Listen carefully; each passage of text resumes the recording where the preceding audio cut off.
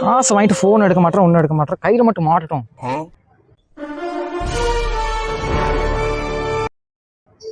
அவனா அவன மாதிரியா இருக்கு, அவனே தான் மாட்டடா இன்னைக்கு.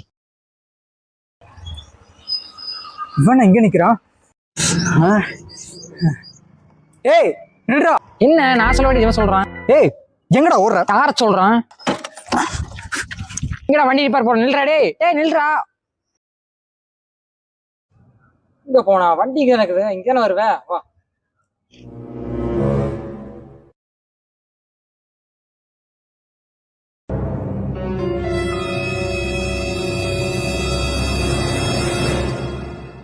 இங்க ஆளையே காணோம்.